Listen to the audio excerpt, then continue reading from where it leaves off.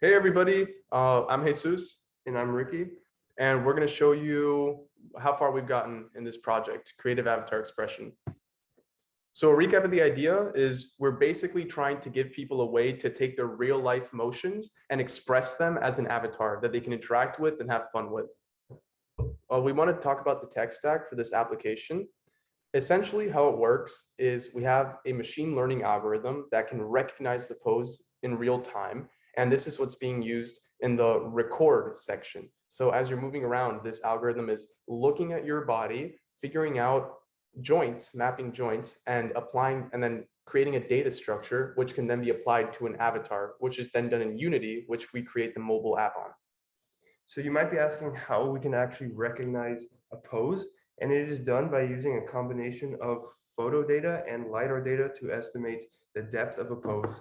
And Apple has a package called AR Foundation, which is their first implementation of AR technologies for overlaying poses over bodies.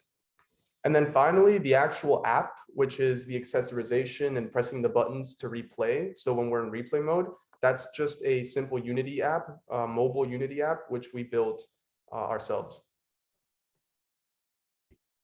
So last time we showed a bunch of our friends this app and basically asked them what they would like to see from it. And what most people told us is that there needs to be more ways to interact with the avatar. And in particular, one interaction with people, which people were really interested in, was being able to use this avatar to look at their motions in more detail. For example, if they're doing exercise or dancing.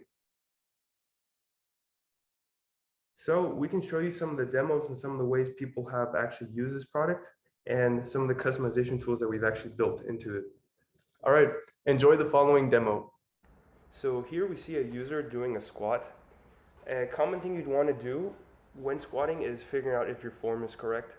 So what we built out is a way for you to rotate around your character and replay animations so you could see your squat form from all different angles and see if you're actually performing it correctly.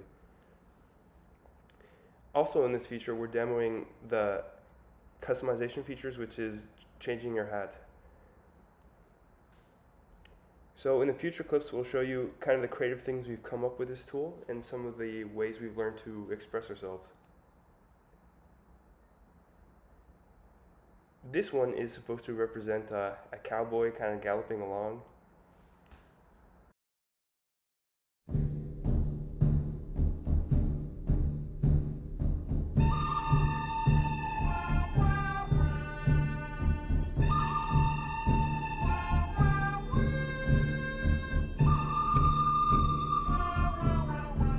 And this is a Viking saying, hurrah! A victorious Viking.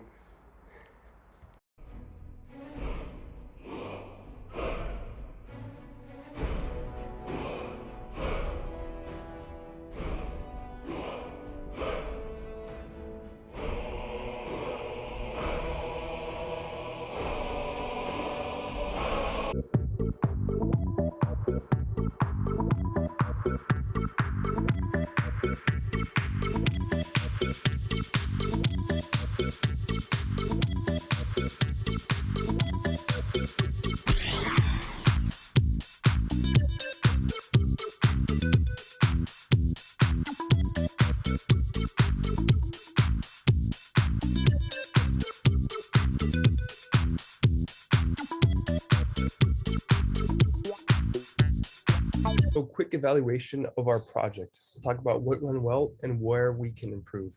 What went well was the general recognition system. We can capture broad motions and accessorizing avatars are easy and intuitive according to users.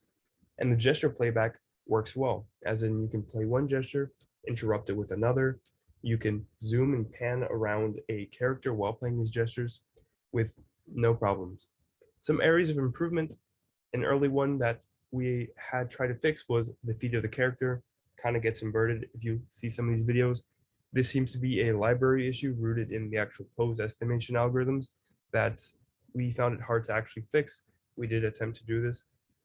And the biggest one was that we weren't able to integrate this into our larger project. We had talked about this virtual world that we call the Airverse, which is basically a virtual reality world where people can build and walk around in.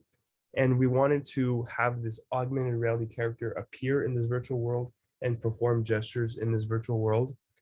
And so the first thing we tried is completely separating these apps and only having the iPhone app send over the poses that were captured in real time to the Airverse app. So we'd have a sort of telepresence, as in real people could interact with virtual people.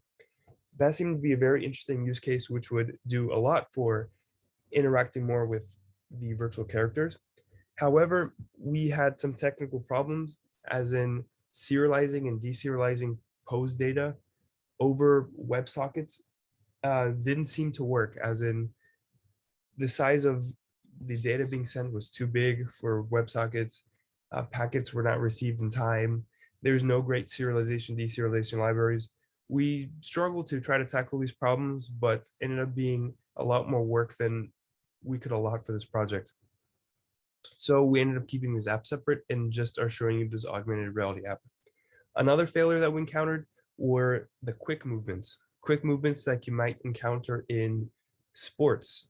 In high performance activities like this, it's hard to detect. We can only capture things at 30 frames a second. Anything more will not be detected. All right, so that's what we've added so far. And basically what we have to do next is show it to more people, learn from them. And our main goal is to add more interactions, more customization, and make it more fun. Because we think the most important part of this app is that it has to be super fun for people to want to use it and just laugh and mess around like how we were doing with our demo. Something else that would be great is if we could export these kind of animations, and so you could send a clip to your friend and you could use them in more places than just this app. And the whole point is just to have fun with it, really. Thank you. Thank you.